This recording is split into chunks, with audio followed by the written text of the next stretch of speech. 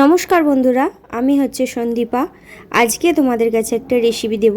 সেই রেসিপিটার নাম হচ্ছে চিকেন মহারানি। চিকেন মহারানি বানানোর জন্য এই মশলাগুলো আমি শুকনো খোলায় প্রথমে ভেজে নেব। আর এইখানে আমি বেটে নিয়েছি আদা আর একটু অল্প পরিমাণ ধনে। আর এই চিকেন মহারানি করার জন্য যে মশলাগুলো আমি ব্যবহার করছি তার মধ্যে হচ্ছে মৌরি, ছোট এলাচ, দারচিনি, জয়িত্রী আর গোটা জিরে। এইগুলো ভালো করে আমি কড়াই নেড়ে নেব। অবশ্যই গ্যাসের ফ্লেমটা লো টু মিডিয়াম ফ্লেমে রেখে ভালো করে ভাজবে। এরপর পেস্ট করে নেব কাজু আর টক দই।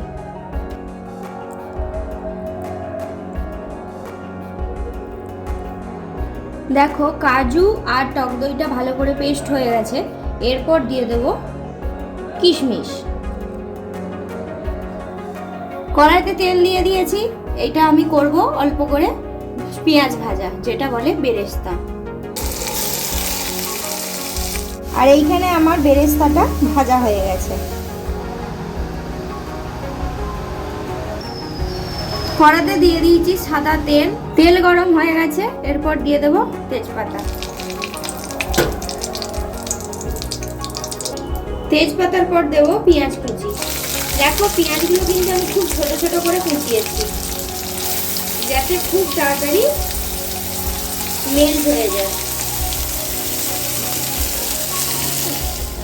দেখো আমার পেঁয়াজগুলো কিন্তু ভালো করে ভাজা হয়ে গেছে। এরপর দেব চিকেনটা।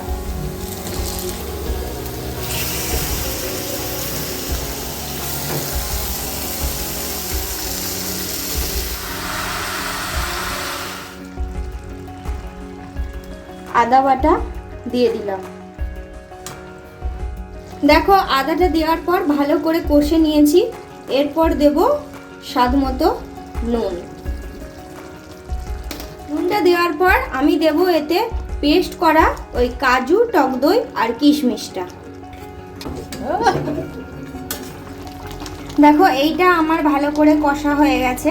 এরপর দেব সেই করে রাখা ভাজা মশলাটা। আর এর সঙ্গে দিয়ে দেব 4-5টা কাঁচা লঙ্কা।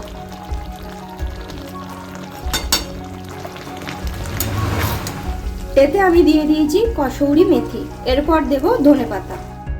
ধনেপাতা দিয়ে দিলাম।